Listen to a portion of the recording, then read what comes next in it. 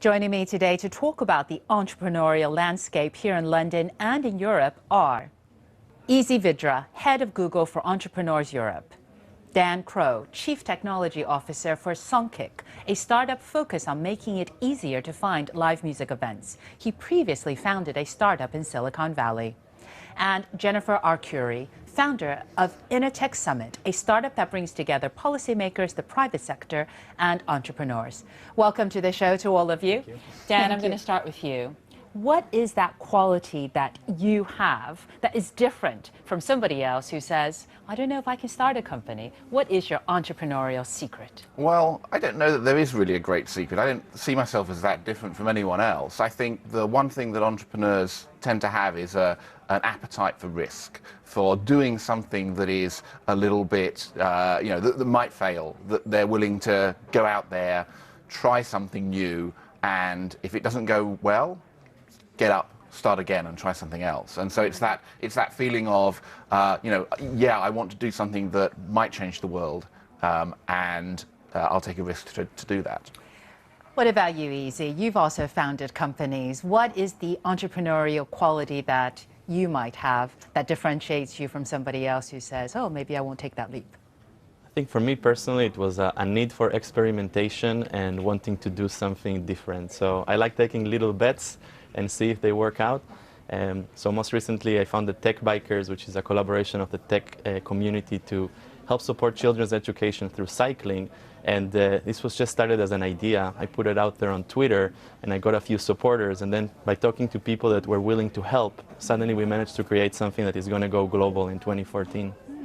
Jennifer, you are bringing together basically a whole bunch of policymakers and entrepreneurs to try and build, I suppose, that willingness of people to take that risk. But one thing that I always think is, what can you do to enable risk-taking? Because a lot of people might say, well, Dan and Easy have done it, but I don't know if I can give up my paycheck. What if I fail? What if I can't pay for my mortgage? Yeah, that's what everybody feels. And even as an entrepreneur, sometimes you wake up and you're like, wait a minute, what am I doing, right?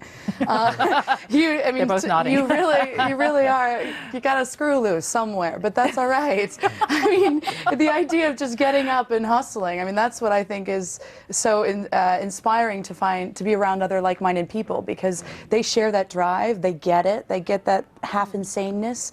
And then when you strive to bring together all these different constituents, for one day to really rally the ecosystem, I think you can't help but feeling inspired. You get a high off of it. What differentiates an idea from one that actually can make money and be a business? Well, if I knew the answer to that, I'd be a much richer person than I am, I'm sure. I'm not even going to ask you what you're worth. No, not very much. No, look, part of the thing about startups is to understand that it is an experiment. Easy's exactly right, that experiment is the right way to think about it. Every startup is a gamble. You have an idea, you think maybe somebody's going to like this, and what you need to do is find out whether people actually want it. So what actually differentiates a good idea from a money-making one is whether people want that idea, whether you can find enough people around the world to pay you money for whatever it is you're doing, right? It's as simple as that. So what you really need is, it's not about the idea. This is what's really interesting. It's not about the idea, it's about the execution. Right. Are you able to go from the seed of something that has some signs that people like it, and then put in the hard work, persevere, go through the bad times as well as the good, and drive your way through to something that is actually a globally scaled business that lots and lots of people want to use? Do you agree, Easy?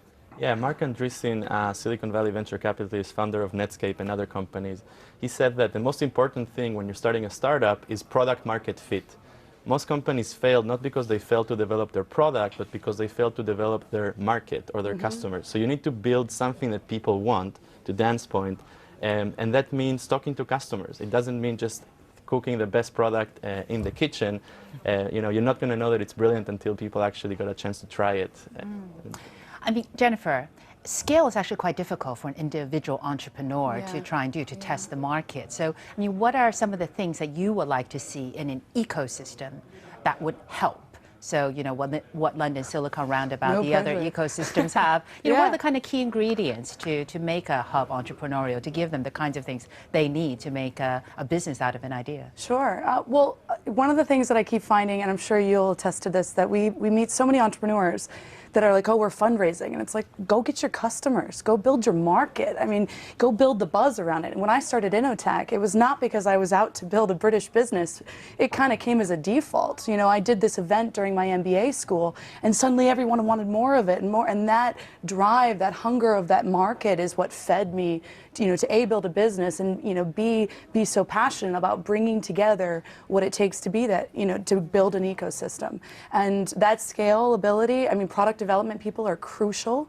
Building a team with your founders, the EMI scheme that we have that allows our founders to all take part, and be a part of that company for the journey, because you really need that core team to grow the Easy, you've business. located here, and why London? Why the London Silicon Roundabout? Why not the M4 corridor? Why not Europe? Yeah, I think to answer your previous question, successful startup hubs need a little bit different things than successful startups. And what they need is essentially three components. One is environment, and I divide it into physical environment and kind of like the community or the maybe even spiritual environment of learning and collaboration.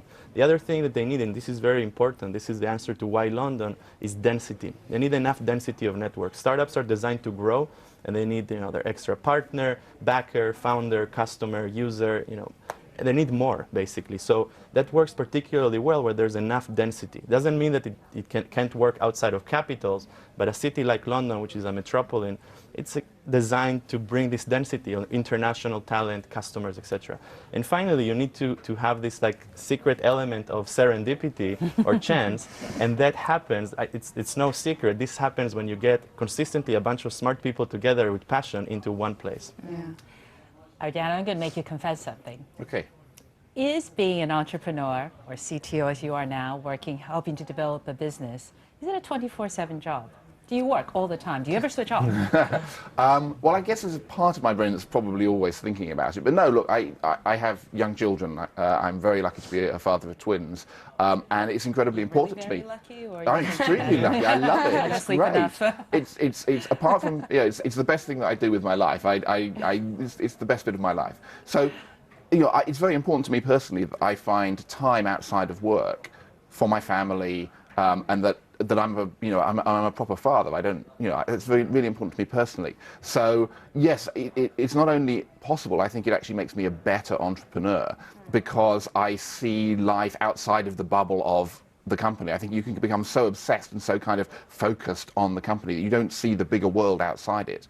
And I'm building a company I hope that my children will grow up to enjoy using, and that gives me a much bigger time horizon and a much broader perspective on things, and I think that's valuable. Jennifer, do you agree? Yeah, well, I never shut off. I'm always working. I have no social life. It comes with the startup MO. And we only hang out with other startup people. Yeah, you know all these guys. Yeah, Easy. What about you? 24/7 job? I think that you can't fake passion, and if you're really passionate about something, you care about it. It's naturally comes to you. Yeah. So I shut off, but we're all guilty of looking at the phone way too many times, even in bed. All right. Very quickly, in a final round, what is the biggest sacrifice you've made to start your own company, Jennifer? Moving to England? No. Coming and being here and literally stopping everything just to build my hair fell out the first year I built the business, and that was a huge sacrifice for me. But I loved being in London, and I loved being here that much. That's what kept me here. Easy. Probably work-life balance. Yeah. It's heavier on the work side right now, but it also means that the moments you have with family you enjoy more because they're precious. Dan. Yeah, I think for me it's again, it goes back to that risk-taking, right? Every time you take a risk, there's something else that you're not doing. So it's all the things that I might have done that I haven't. But I don't know, I'm pretty happy where I am. Thank you all very much indeed to my panelists for a great discussion, Jennifer ARCURI and Easy Vidra, and also Dan Crow.